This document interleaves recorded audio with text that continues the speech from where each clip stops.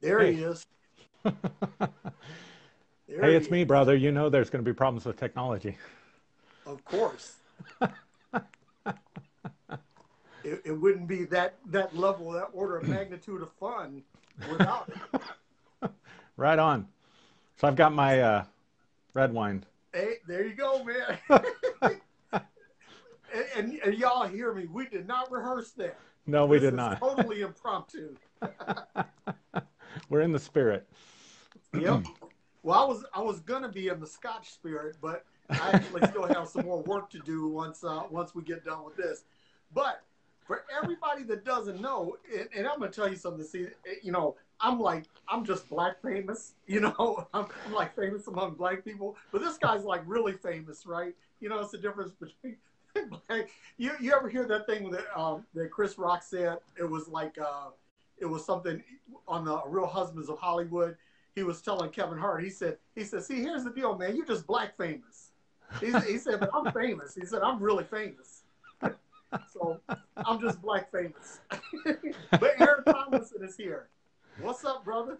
Hey, it's great to be here, man. We've been trying to do this for weeks, I think, I and know. just had a hard time getting our schedules together. So thanks for having me. Well, I just figured I'd throw you into this little skillet because shit, we've been trying to do this, and we were supposed to be on last night, but Aaron had something going on, I had something going on, and it just keeps. So anyway, here we are, here we Yes. are, and Aaron, I want you to just one of the things I want you to talk about is the group that you have for Hmm. the therapy group for people who are recovering from religion. So I want you to Right. tell everybody about that because listen, if you've been struggling with religion and going through all the bullshit that religion is taking you through, this brother started a group where there's some genuine healing going on. So Aaron, go ahead. Let's. Yeah, sure. I started it kind of on a whim, called it Religious Trauma Recovery Group. And, I didn't know how much interest there would be out there. And within the first week, we were up over 600 members. I think we're close to 800 now. But it's a Wow. cool group because it's really, the thing I hear more and more from the members is it's a safe place for them to process. And they feel like, I'm not alone. And as they hear other people share their stories, people come on and do lives or they'll post. As they hear other people share their stories, there's a lot of people that, maybe they thought, well, there's something wrong, something doesn't feel right. Maybe they were struggling with anxiety or depression or different issues in their life. And then they would begin to resonate with the other people that would share and begin to realize, hey, I've been traumatized by my religion. And I remember, Derrick, when that happened to me, when I realized that my religion was causing a lot of my Mm. trauma, a lot of my anxiety, insecurity, self-doubt, all that goes with it, and getting set free from that in a moment in time. And dude, my whole body relaxed. My face relaxed, I relaxed, all the tension left my home. And I remember sitting there for at least a week every day, just like dumbfounded, thinking, I can't believe it was my religion that was the problem. It was my concept of God. It was, Wow. I had searched everything else out, childhood bullying, alcoholic father, whatever else I could come up with to try to get inner Yeah. healing for. And the moment I was able to let go of the idea that God was demanding of me, sitting in judgment of me. And listen, I was a grace preacher. I was a grace preacher. So I had all the doctrine up here. Me too. But even then, to realize, damn, it's been my religion that's been causing my problems. And then working with people, for a couple of years after that and realizing I worked with a lot of leaders. I'm a professional counselor too. So I Yeah. would get a lot of referrals from different leaders that were struggling, and the more I would talk to them, the more I would realize your problem is not your psychology. Your problem is your theology. Mm. Yeah, and you know what? It's funny. Like I think you and I have followed a similar trajectory in this. Yeah. We were big in the grace movement, and then I don't know. Like with me, I'm an engineer by profession, and so I'm constantly trying to figure out how things work. Right.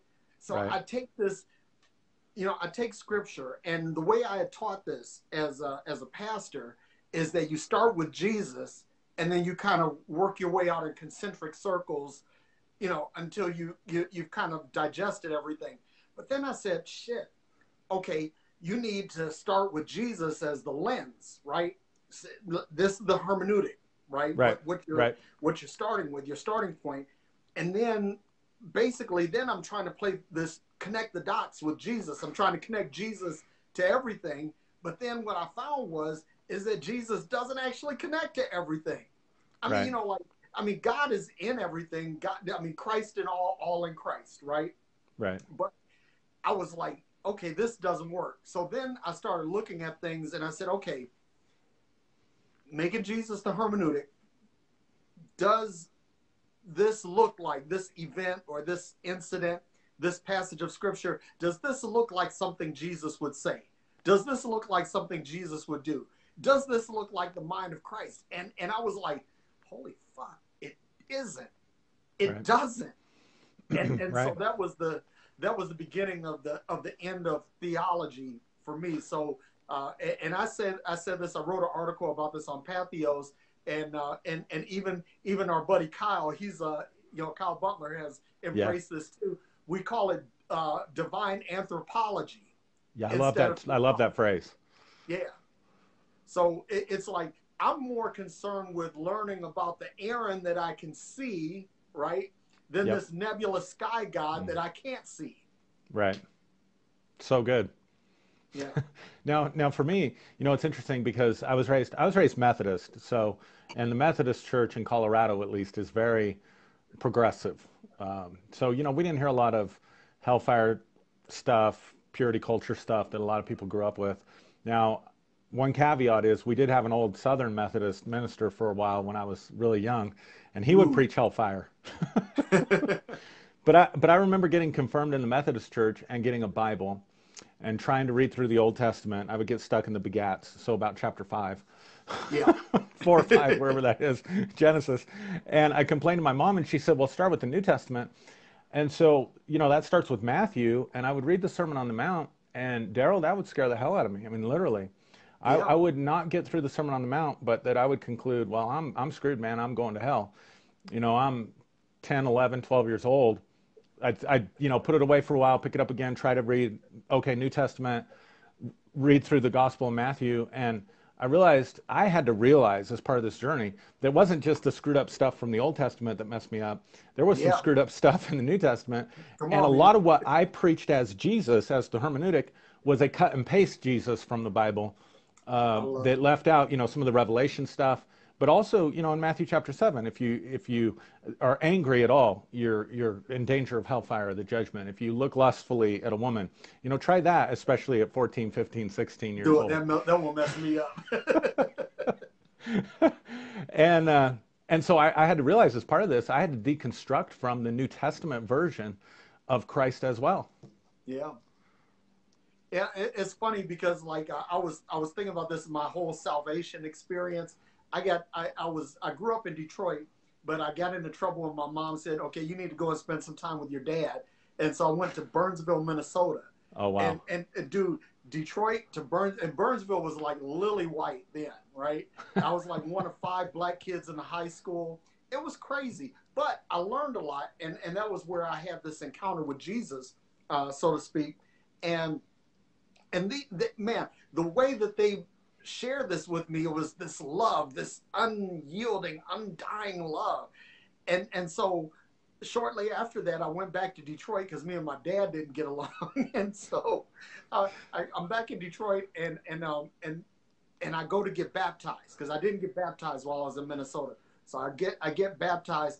And then the church mothers, they give me, when I got baptized, they gave me a Bible.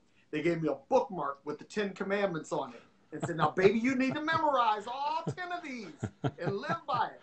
And then read your Bible from cover to cover. So right. I started off. And I think I made it to Numbers. And you did way better than me. Oh, man. I said, this God is fucked up. I mean, this is what I was saying then. I was like, this isn't the same. This is not it can't be the same, And so I had years of trying to reconcile that before I finally, quote unquote, yielded to my ministry calling and began to really get serious about Bible study and serious about, crafting preaching and teaching and all of that stuff. So it was crazy, but it was the Jesus that I was introduced to by these teenagers in Minnesota was not the same God that I encountered like in the first 5 books of the Bible. It was like, whew. Yeah, you bring up a good point, Derrick, because one of the things that's kept me through all of this was, and being from the more charismatic sort of word of faith background, I had a lot of experiences. I passed through that too, by the way. I think we talked about that before. Yeah, and so, but I did have a lot of experiences. I had a lot of experiences in the Spirit, a lot of encounters with Jesus, and the things that I would get in my heart, the things I would hear from the Holy Spirit, the way I would watch God move in people's lives, did not jive with most of, I'm just going to say it, with most of what I was reading in Scripture. And so that was, on the one hand, it was a blessing because it's like, yeah, we have this encounter with God that's undeniable. We experience His, God's presence, power, love, life, healing, all that stuff. And yet, you go to the Bible, man. Yeah. And it creates this I don't know, contradiction, this cognitive dissonance, Yeah. And this is where I am now, and I'm gonna change gears in a second, but sure. Where I am right now, and I take a lot of flack for this, I believe that Jesus was onto something, but it wasn't what everybody thinks it is. That what Jesus came to do was to show us what fully formed divine humanity looked like. That this thing called man or mankind was never at odds with God, only in our mind, right? Right. God was never looking down on us or angry with us or at enmity with us.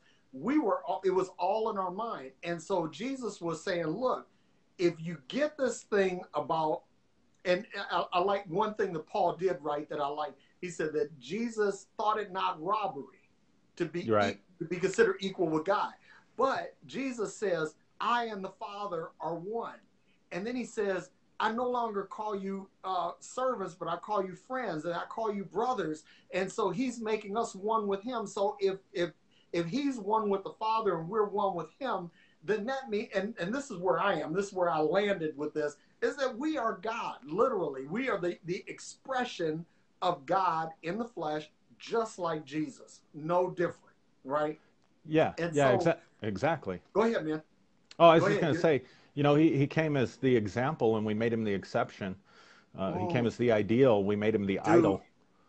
We pushed God outside of ourselves and kind of fabricated this enlarged ego version of God in the sky, like you said. It's invisible, other than us, separate from us, and really made our own idol. Yep. And so, like, what I was saying is that where I landed now is basically, I said, if it were up to me to canonize Scripture right now, I'd start with the Gospels, and I'd maybe throw in the book of Acts and say like the first 3 chapters of Genesis, and then pretty much everything else. I'd either put it. I'm softening my stance a little bit because I had said publicly that I would shit can the rest, but I'm like, okay, maybe not shit can it, but I'll put it on the shelf because it's not pertinent. And I think where I am now, and again, I take a lot of hits from my theological buddies because I basically say, I think Paul kind of hijacked the thing, and took it in a different direction. And my proof of that is that, like, for example, you're a teacher, you're a counselor, right? Yeah. So if you have counselors who you're training to do what you do, to bring them into your practice, they are going to, at various times, quote Aaron. I mean, quote you verbatim. Right. Why? Because you're the teacher. And it's the same thing with me. There are certain pastors, preachers that I studied under that I still quote to this day. Is one of my favorite is Reverend Samuel Washington. He's passed on now, but Reverend Washington he would always say, well, Dave, you need to keep a sermon ready in your hip pocket at all times. And I live by that, and I still do. I'm like, okay, I want to always be ready with the right thing to say. But Paul quotes Jesus one time. Right. only once, you Right. know. And I'm like, okay, that's you know, in this age of Google, you know, where we're able to search things and query things and apply AI and do a little bit of vetting, it's like it doesn't add up. Right. And so I'm like, I'm not a big fan of Paul these days. Let's just say that. Yeah, the interesting thing where he quotes him, you know, is about the Lord's Supper in 1 Corinthians 10, 11, Exactly. wherever that is. And he says, you know, Yep. this is what I received. But then he goes on, then he goes on and says, look, if you guys don't take this the way I instituted it, if you don't take it correctly, then you're going to get sick, you're going to die. So, you know, I had an interesting exercise a while back. I just went through and looked at the leadership of Paul. Yeah. And I wrote down all the crazy shit that he said and just made a list. I came up with about 15 different things. And then I posted it without citing my source. I posted it on Facebook and I know a leader of a church and here's some things that he says Ooh, and some things that I he's missed done. that. And dude, people were coming out, this is crazy. This is a cult. This person needs to find Jesus. Who is this person? And I let it go, you know, I let it go for a while. And then finally I was like, yeah, it's the Apostle Paul. And I used my references, right? Yeah. And people flipped. But we're so conditioned to see the book as forever settled in heaven and the inerrant, perfect Word of God, the standard for all times, that we edit those things and we don't look at it. We can't see the human side of it. Yep. Now I see this a lot in the group, the religious trauma group, Yeah. where people had been so bludgeoned by the Bible, right? That this is a holy book, that this is inerrant, this is flawless, this is your rule and guide to life. And you see this, and it comes out in a lot of the people in the group where this is the source of a lot of the trauma. That you know, they made the book an idol. Absolutely. And so I want to talk about that because I know that you and I we talked about you know, we don't talk as much as I like to, but when we do talk, Agreed. we have these fantastic conversations, right? Right. So I want to talk about you know, just kind of let her rip on that, you know, this whole thing about scriptural inerrancy and all of that stuff. Yeah, it's I mean, it doesn't stand up to the test at all. You know, the Bible, and here's the thing, and I remember doing this for our church because I started going through deconstruction. I was a full-time pastor. That was the only way I was making my living. Oh, And you wow. want to talk about difficulty and dilemma, not to mention the responsibility that I had for the organization, payment on the building, you know, all that stuff. And I'm like, and it's during that time that I find out, wow, my religion's been causing me, been causing me all these problems. And I'll never forget, I did a evening teaching where I took the two most important stories from the New Testament, the Christmas story and the Easter story, and I laid them out side by side, and it's impossible to reconcile them in terms of, like, if you're going to look at it from inerrancy. Yeah. Simple case in point. In Matthew, Herod is going to wipe out the boys while, you know, the Holy Family is in Yeah. Bethlehem, and they immediately go down to Egypt, and they stay in Egypt until Joseph receives a dream that says it's okay to, you know, go back. And it says they were going to Judea, and they settled in Nazareth. Mm. Well, in Luke's account, so you only have Christmas stories in Matthew's account and Luke's account. In Luke's account, you know, Jesus is born, and 8 days later they take him up to the temple in Jerusalem and have him circumcised in the temple. Mary performs her purification, which I think takes a month. You know, all of that's in there. And then they go to Nazareth where they're from. There's no reference at all to Egypt. So, you know, the two stories don't even have them coming from the same town. Yeah. They don't tell the story the same way. And the genealogies in Matthew and Luke have different people mentioned. As you know, for example, Jesus comes through Solomon's line, I think, in Matthew's gospel, and he comes through like Nathan's line or something in Luke's gospel. I mean, those are contradictions, and that's like our holy day. That's like Christmas is our holy day, and then you get to the resurrection. Who got there first? You know, was it the women? Was it Peter? Was there two angels in the tomb? Was there one angel? Was the tomb empty and there were no angels? Did Jesus meet the women on the way back? I mean, you can't reconcile the two. And I'll never forget what was supposed to be an hour teaching turned into a 3-hour debate as as people were trying to reconcile these things, and I kept saying, look, you guys aren't the first ones to try to do this. They've been trying to do this since the Bible came out. And smarter people than us have concluded you can't reconcile them. So how do you draw biblical inerrancy? How do you say, this is a perfect book, true in all its statements? And if those are our two most important Christian holidays, and I'm just, that's a smidgen of contradiction and things that are in the scriptures. When you start to pull on that ball of twine, if you're honest, if you're intellectually honest, and you're not serving your confirmation bias because you need to be right, then that ball of twine comes undone really, really quickly. And if the Bible has been the foundation of your faith, then pretty soon you don't find yourself on a solid foundation. You find yourself on a slippery slope. And that's what they tell us, Derrick. When we started this thing, I'm sure you heard it too, brother. Oh, don't go down that road. It's a slippery slope. Wait a minute. I thought this was a solid rock foundation. I just heard you preach that a few weeks ago. And then now you're telling me it's a slippery slope. Well, the truth is it is a slippery slope because anyway. Well, you know what I say? It's like a water slide, right? At an amusement park, one of the big ones, right? And so when people say it's a slippery slope, I said, last time I was on a slippery slope, I had a hell of a time. So I'm like, it's all good. And this is funny, right? Because again, Bible inerrancy, right? I'll say, well, you believe your Bible, right? And they said, well, of course I believe my Bible. It's God's word. It's inspired. It's inerrant. It's infallible. I said, okay. I said, show me where the Bible speaks against abortion. Show me where the Bible speaks against abortion. Now, for the record, me personally, I don't like abortion. Me personally. But I'm a dude, right? So I can never carry a child. So therefore, I have no skin in the game as far as telling a woman what she can and can't do with her body. But that being said, I say, okay, where does God say that, that we have to protect the unborn? And they'll, Proverbs says that, that all life is precious and this, that, and the other. They'll jump through a lot of hoops, what I call spiritual calisthenics or spiritual gymnastics, right? Jumping through hoops trying to make the thing fit.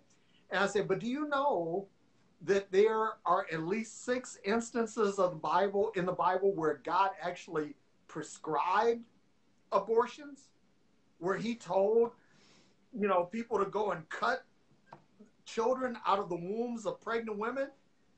Dog, that's an abortion. I don't care how you slice or dice that.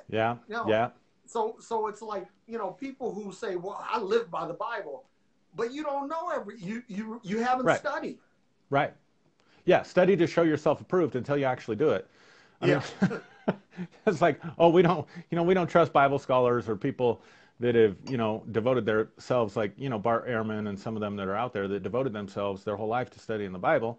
So you start studying it, looking at it honestly, like I said, like what you're talking about. And then I studied my way out of inerrancy. I studied my way out of so many Christian doctrines that I was taught that aren't even taught in the Bible, like hell as eternal conscious torment, like penal substitutionary atonement, that God was so pissed off he had to send Jesus to feel better about you. And so, the whole thing is crazy. And, since you brought it up, and I don't think you mind if I get a little bit into politics. Man, go for it, please. But one of the things that I noticed, this all started to happen to me. I mean, it was a longer process than this, but it kicked into high gear in 2016. And something I started to notice before 2016 was the evangelical church, the religious right, has been hijacked by the Republican Party, by the Conservative Party, on that issue of abortion specifically. And even, in this election, I still see, I mean, I don't know why these people are still friends with me on Facebook. They must just have unfollowed me and they never see anything that I post, but I still see sometimes their posts, well, I can't vote for a party that endorses the murder of 50 million babies, or, they're like that one issue candidate out there.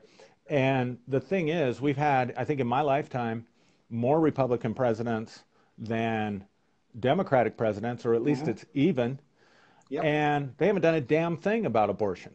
So how they're able to convince them that, hey, we're the party that's right for life, we're the party that's, going to stop this, and they get that moral vote out, and yet every 4 years, they're not about to solve it, because if they solve it, they lose their political currency, right? They lose their power to leverage the votes. They're not about to do a damn thing about it. And when Obama was in office, because of Obamacare, because there was a provision for birth control, the abortion rate actually dropped. You know, it plummeted. And yet it was the Catholic Church, above all other religious or groups or organizations, that were hammering on that issue of birth control and providing birth control for people. And so when you stand back and you look at that, again, Derrick, with an open mind, without having to have your confirmation bias, without being emotional about it, you stand back, you look at that, and you say, you're really working at cross purposes with yourself, because you say you want to fix the abortion problem, and the abortion problem is being fixed, but because you got this other issue with birth control, and because you have been hijacked by the Republican Party. So you really can't separate politics and religion, because in this country, they're married, they're in bed together, for sure. Yep. And speaking of politics, you know, I look at like Nixon's Southern strategy back in 1968, and then fast forwarding into 1979, and Lee Atwater. You know, basically Lee Atwater was saying, listen, we have to embrace this abortion thing. And that's when they got into bed with the moral majority and Jerry Falwell and everybody else. And he said, because here's the thing, you could say school choice, and you could say low taxes, and you could say pro-life. You know, you can't say nigger though, right? Because see, that's the thing, you can't say. But at the end of the day, all of these policies that we say, these are going to benefit whites at the expense of blacks, right? And he's actually, I mean, there is a recording of him actually saying this. And so when you play this tape for people, or play this recording, you want to talk about cognitive dissonance, you want to talk about logical fallacies, man, every straw man you could think of, every red herring, every false equivalence, you know, it's all of it comes out, because the cognitive dissonance is so strong, you can't embrace what the truth really is. Yeah. And that brings me to something you were talking about. You talked about politics. So since we touched that tar, baby, let's go all in. This whole thing about you know, well, this is the first president that has supported Christians, and I'm going to tell you something. This one of the most awesome things that I could say about my life is that I met George W. Bush before he became president. As a matter of fact, I met him before he became governor of Texas. Wow. And this is one of the nicest human beings I ever met. This is a really good guy, a real God-fearing guy, all of that stuff. And here's the thing, that all of his God-fearingness, it never moved the needle with abortion. Right. And then, you know, between him and his father, I always, you know, I find this really funny that George Bush the elder appointed David Souter to the Supreme Court, and Bush the second appointed John Roberts as the Chief Justice. And these two guys have been the most they have been the wildest of wild cards on the Supreme Court, because you just can't predict how they're going to vote, you know, how they're going to rule. So this whole thing about, well, we're going to get the right kind of judges that you know, support the right of the unborn. No, you know, that we're going to support school choice and vouchers, and none of it comes to pass. Right, because they lose their political currency if they don't have it to use in 4 years. Yeah, I don't think they have any intention at all of solving some of those problems. No intention at all of doing that. I'm talking about the elected officials, obviously, not the Supreme Court judges. But yeah, that comes up every year. Oh, we got to make sure, you know, certain judges are appointed, conservative judges are appointed. Yeah, I mean, the whole thing is just, when you step outside of it, because here's what happened to me. Like in 2012, I was lifelong conservative, Republican. You know, I think I'd made vows, Derrick, that I would never vote for a Democrat. I didn't care.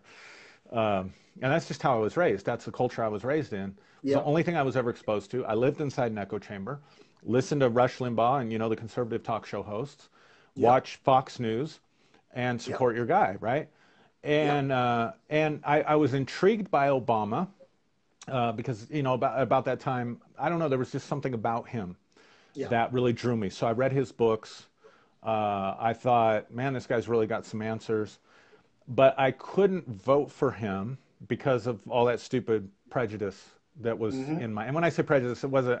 At the time, it didn't have anything to do with him being African American at all. It was that liberal programming. Oh my God, we're going to become a socialist nation. You know, Yep. conservatism is the way to go. And I was stuck in that stuff. And so in 2012, I was still drinking the Kool-Aid. And when Obama got reelected, I realized how wrong all the prognosticators were. I began to pay attention to issues of immigration, issues of race, and I was so disillusioned with the political system that I completely unplugged from it. I did not, and this is the truth, brother. If I knew about the news, it was an accident. I came across something somebody posted on social media, walked in someplace where the news was on, but I did not myself read a news article, listen to a political program, watch TV, pay attention to anything. Dude, for 8 years. Wow. Even in 2016, just a little bit with Trump, just enough to know, so those 4 years from 2012 to 2016 was enough for me to realize when Trump got out there, I'm like, you guys are crazy.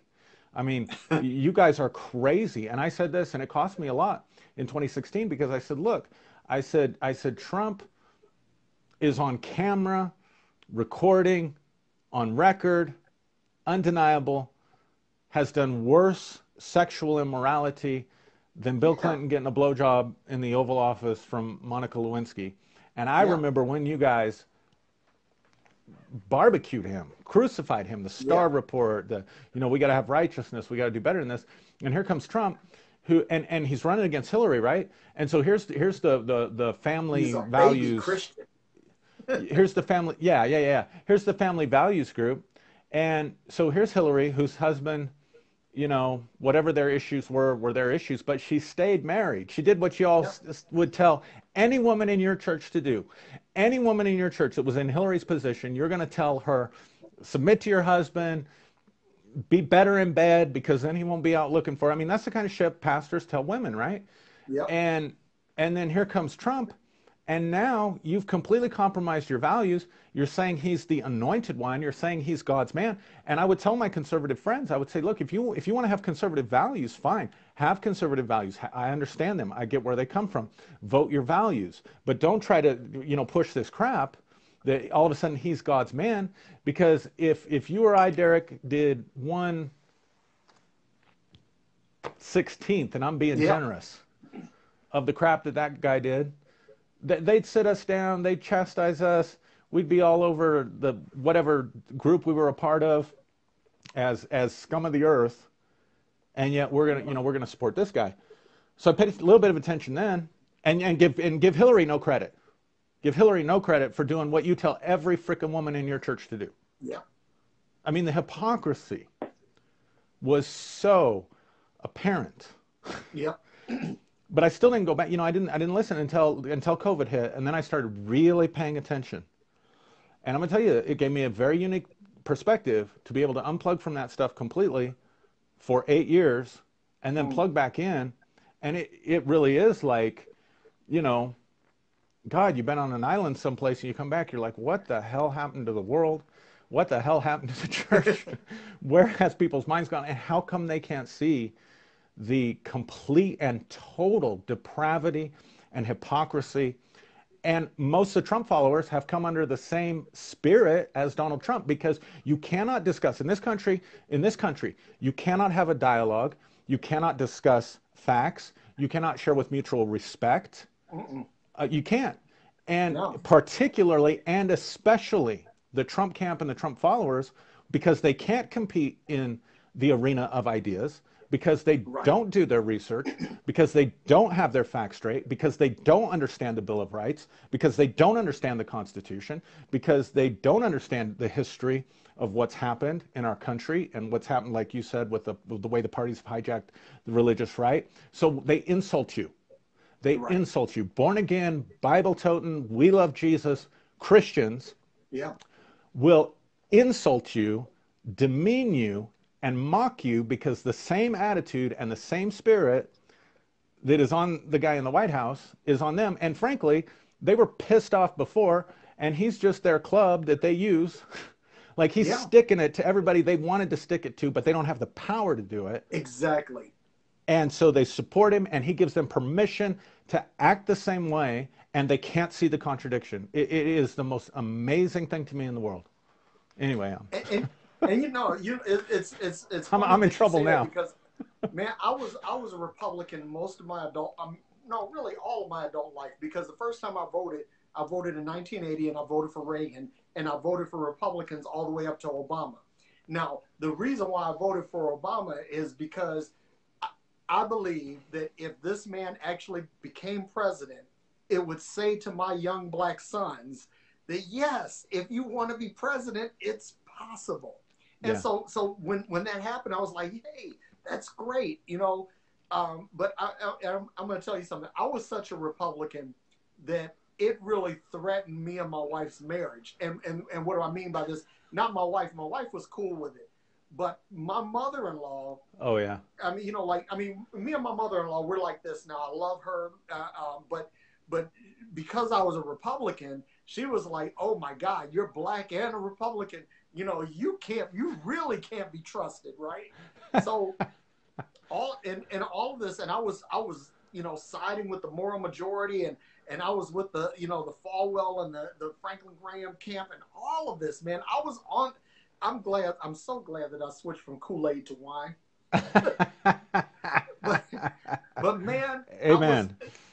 and here was the thing is, and again, 2016, I was like, okay, this guy's running for president, and I was like, there's no way he's gonna win. It was like when I said, okay, the campaign's over at that, right? And that didn't happen. Then it was like, grab him by the pussy. Okay, that's gotta be it. I mean, because his base is the evangelicals. That's gotta be it. No, that wasn't paying off the porn star. That's gotta be it. No, and I'm like, holy crap, what is going on? And so one of the things that I heard over and over again as a recurring theme about Trump was that he's the guy that speaks his mind. Now, Aaron, you are one of my most trusted allies, friends, brothers. I love you, man. And so if somebody says, I love it because Aaron speaks his mind, I'm like completely on board with that, because if you speak your mind, you're going to say some real profound truths. But I've had like drunk uncles, right? that when they speak their mind, it was a fucking train wreck, right? Yeah. And so this is what, Trump is the drunk uncle. He's the guy that's going to say, he's going to air out all the family's dirty laundry. He's going to air out all the bullshit because he speaks his mind. And when you have somebody like that doesn't really have a moral compass, that's not the guy you wanting to speak your mind. But this whole thing about, we got to own the libs, we got to own the libs. And now this is a guy that is going to say anything to energize his base, irrespective of what he believes to be the case. Because I believe that half of what he says, he doesn't believe himself, but he's going to say it because this political expediency that he has to adhere to.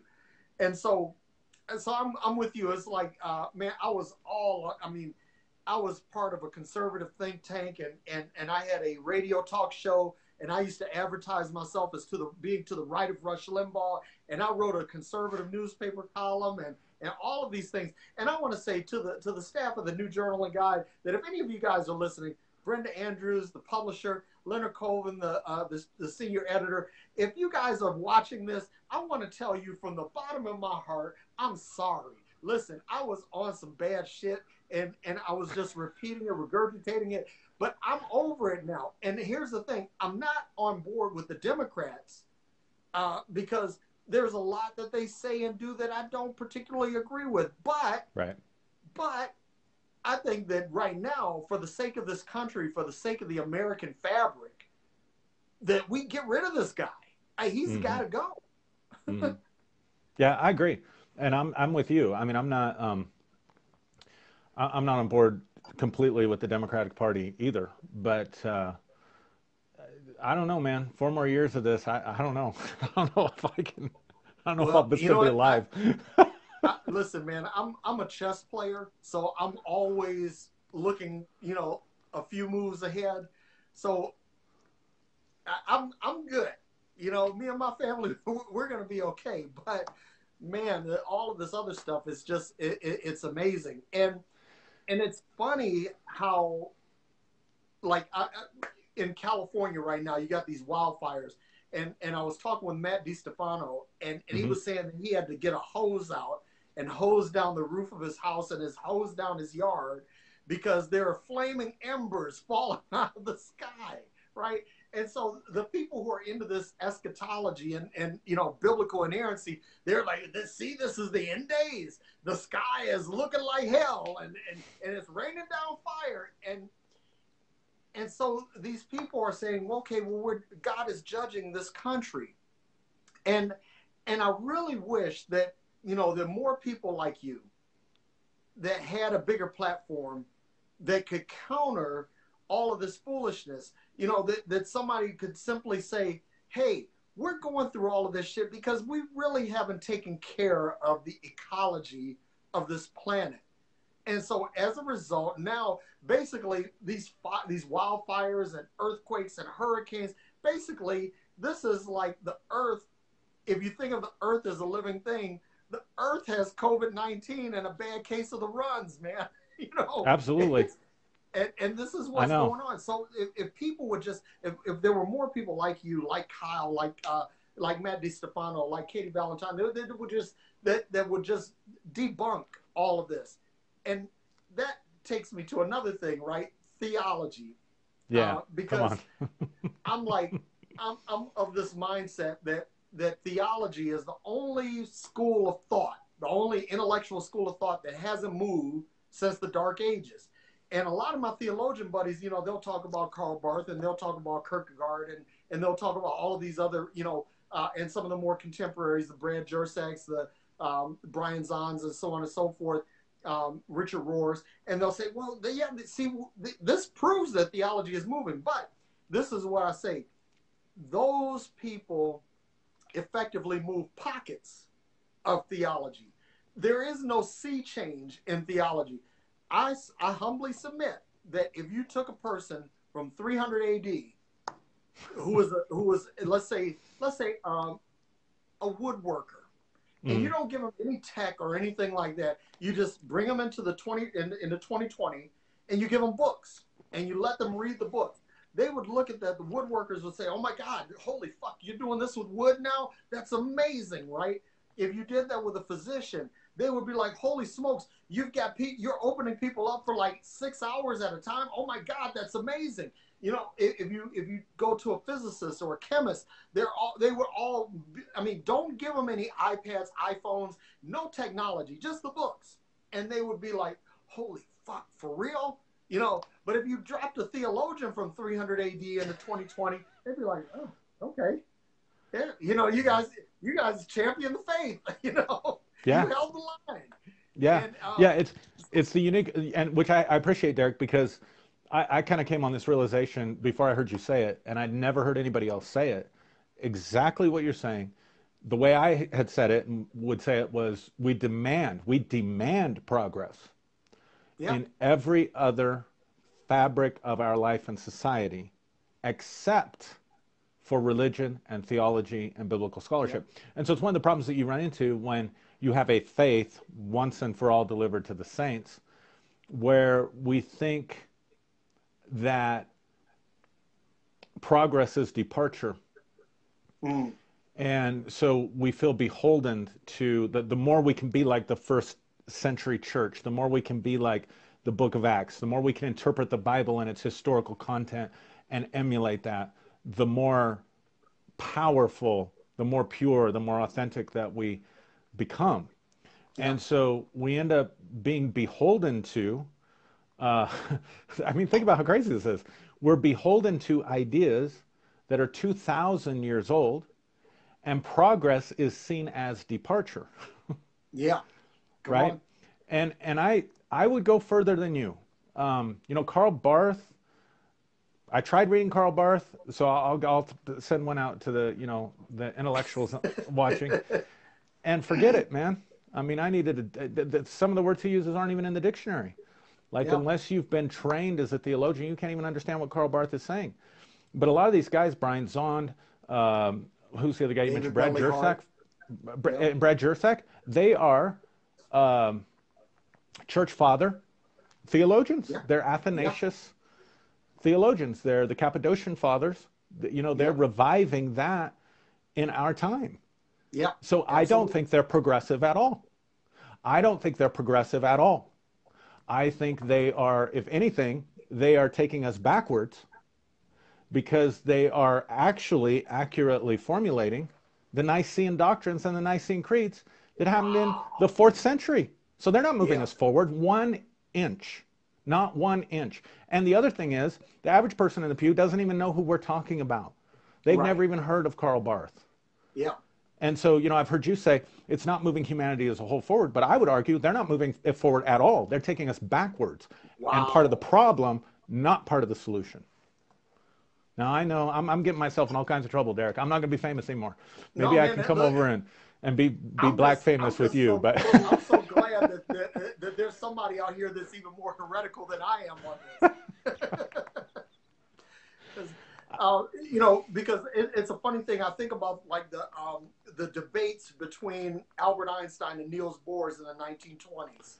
Right. And how these guys were going back and forth between, particle physics and quantum physics, and how basically, you had Niels Bohr that contended that there were things that Einstein really didn't understand, and until 1960, and I forget what the guy's name is. I think his last name was Bell, but he basically proved that Bohr was right about things like entanglement and all of that, and so what happened is that the discussions, the debates between Bohr and Einstein, they produced things like nuclear medicine, the nuclear bomb, nuclear power, things like that. They basically created a sea change in how things were done. I think about God, I can't think of his name. Elon Musk and Tesla, right? Here, this guy says, "Hey, we're going to build a practical electric car," and every automaker in the world said, "Oh, that'll really happen, right?" And I was one of these guys. I said, if the market demanded an electric car, the market would demand it. Well, what happened is that Elon Musk created a market. He forged it out of nothing, and now every automaker in the world is playing catch up. Mm-hmm. Because what he did represented a sea change in automotive design, engineering, and marketing. Mm-hmm. So, I'm always looking for, and somebody had accused me of this in the Heretic Happy Hour group, and said, "Well, you subscribe to the big man theory. What about Jesus?" And I said, "Yeah, okay. Well, what about Jesus? Jesus was before the Dark Ages." But Jesus was, and basically Jesus came and did his thing and reshaped theology, but basically nothing moved after that. And I think about this. I said, like Jesus said, "Greater things than these shall you do." And I used to try to justify this in saying that, well, Jesus was saying that it's more of us than it is of him, so we're not gonna do the same order of magnitude of things that he did. We'll just do more of it. And I don't believe that anymore. I'm actually believing in the order of magnitude. I'm believing in the people who are able to do telekinesis and astral projection and literally psychic projection and things like that, where they're able to actually read thoughts. I'm believing that humanity, the next step of the evolution of humanity, is going to be an evolution of the mind and an evolution of the spirit. And so when all of this happens, and I'm a firm believer that these things can't happen until we shake off this baggage of theology. Yeah. Because as long as we're bound by theology, we'll never move. Yeah, I totally agree. I think, And this is I mean, this is okay. My heresies, you know, my prophetic heresies. When I look at the future, I look at what's happening. All these systems, the political system, and I love what you say. You know, like whoever we get for the next 4 years, in my opinion, is going to be a placeholder, because you're not going to be able to stop the progress. So everybody that's fighting for the traditional stuff, or wanting to fight to keep the systems in place as they are, it's futile. The best you can do is put it on delay. The best you can do is hit the pause button. And I think I love what you said, what you're saying about divine anthropology, evolution of consciousness, evolution of the mind, evolution of the spirit. And the other thing I see is a blending of spirituality and science. Exactly. And so I think the future for humanity, if you want to talk about something that's going to move us forward from the aspect of the study of God, it's that divine anthropology. It's the blending of science and mind, science and spirituality. You're already seeing it with the popularity of people like Greg Braden and Joe Dispenza. But those guys are more prophetic and more on the cutting edge than anybody in the Christian church, and are doing more to move the needle and to move things forward. And so I completely agree with that. I think that there will be an unlocking of human potential that will not be spirituality at the exclusion of science, nor science at the exclusion of spirituality, nor the inner development of inner technology like telekinesis and astral projection and stuff like that to the exclusion of the development of outer technology. It's going to be a blending and a synthesis of all these things as humanity begins to come into their own. That's what I think is going to happen. It's what I believe with all my heart is going to happen in the future. And so, yes, there's going to be a complete deconstruction. You know, most people that study astrology believe that we've moved out of the age of Pisces, or we're at least somewhere in transition between the age of Pisces and the age of Aquarius. Jesus told his disciples, "Lo, I am with you always, even to the end of the age." Come on. And he said, watch, you know, go into the city and look for the man with the water pitcher in his hand. And when he enters into his house, when he goes in the upper room, when he is exalted, then all things have been made ready. So all that has happened, all that's happened in the last 2,000 years has been preparation for moving away from what was hosted and elevated in consciousness in the age of Pisces. That has to pass away, including all the versions of Christianity that we have, in order for there to be a greater level of progress and moving forward in the age of Aquarius, which is going to be about the development of spirituality with the merging of science. That's what I think. Yep. I completely agree. I'm really on this thing, you know, quantum spirituality. We're looking at spirituality in the same way that I look at quantum physics. You know, you have this field, the quantum field, which is love. That's the ubiquitous field that encompasses everything. And then within this field, you have other fields, and within each of these fields, you have particles that appear and disappear. You know, they manifest and then they regress, right? And I really believe that it's this understanding, because I really believe that science and spirituality basically tell the same story, just a different way. You know, it's like one of them is telling it from the story of classical music, and the other one's telling it from the perspective of heavy metal, right? Yeah. It's a good analogy.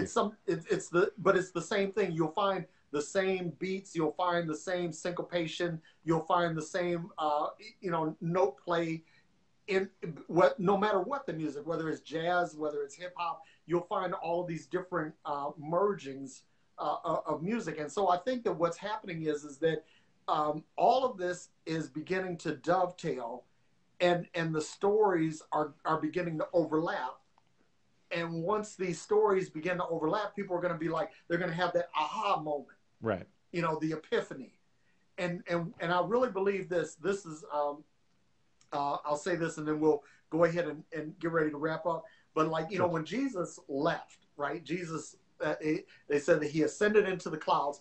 I think that what happened was that Jesus transported out like Captain Kirk, you know, but it was basically the people, when they looked at this, they didn't have a frame of reference to describe it. So, okay, he went into the clouds, right? Right. And this is what I think happened, is that Jesus in his flesh began to vibrate at the frequency of spirit. Mm-hmm. So Jesus didn't actually leave. He didn't go anywhere. He's still wherever Jesus is doing Jesus stuff, right? Right. But he's doing it at a frequency that we're unable to perceive.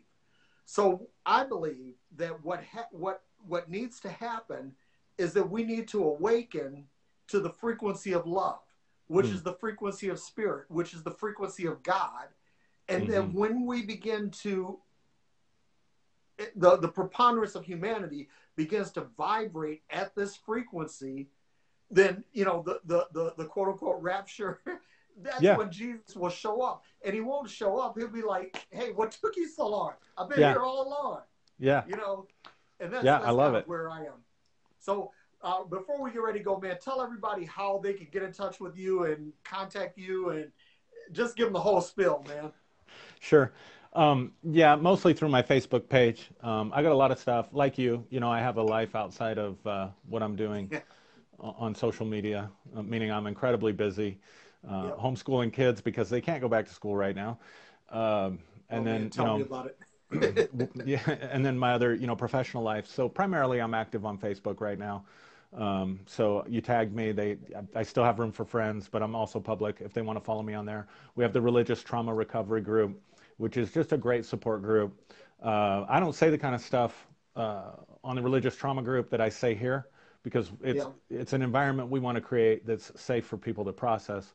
And I don't want to, you know, be too controversial or blow anybody's circuit boards, because we want it to be a place where people can come and be at different stages and feel safe. So there's the Religious Trauma Recovery is the name of the group.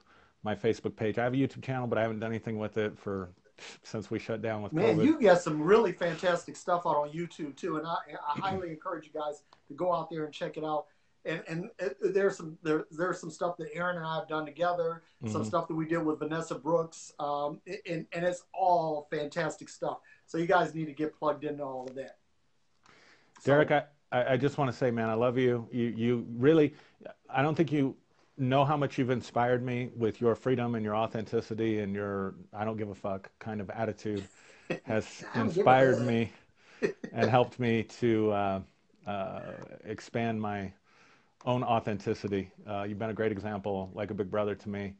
But I want to say this. I know people will see your posts and they will get a different idea of who you are, perhaps because they don't know you, the man. And you are truly one of the most tenderhearted, kindest people that I know. And that's just absolutely the truth. I appreciate you are so tenderhearted and vibrating at that frequency of love. But at the same time, you know, sometimes it takes offense for people to wake up. Sometimes it takes a mind bomb, something that's provocative, something that's said in a irritating sort of way, that they'll reject you at first, but that thing is going to stay rolling around in their head and their heart. And that's the kind of stuff Jesus did. So I just want to give you a shout out, tell you how much I appreciate you, how much I look up to you, and what a great job I think you're doing. Dude, the feeling is mutual. You have been a blessing to me since our days in the Grace Camp, and you know, I'm really blessed because, dude, our trajectories have so parallel each other's, and it just, I can't tell you how good it feels to see someone else that's growing, like, you know, right beside you. You know, it's just exciting. So listen, we're gonna go ahead and wrap it up, but dude, I want to do this again. And in all honesty, I'm gonna throw this out here, and y'all, I'm gonna throw this out here to the people. But dude, let's put something together and do something together. Let's do it. Man, it's like Kyle and Lynn have the Grace line, man. Let's do something. Hey man, that would be awesome. Yeah, I mean, serious. I would absolutely love that. Yeah, because, I'd be game. Man, you're in my heart and my mind. Thank you, brother. All right. Love So you. that's Thank you it, for having y'all. me on. Love you, man. Hey, y'all be blessed, and we'll see y'all. I'll be back on Sunday. I said I was going to do that. That's another story. But anyway, love you, Aaron. Namaste. I see the light in you. Namaste. I see the God in you and all of you. Peace and hair grease. Blessings. Yep.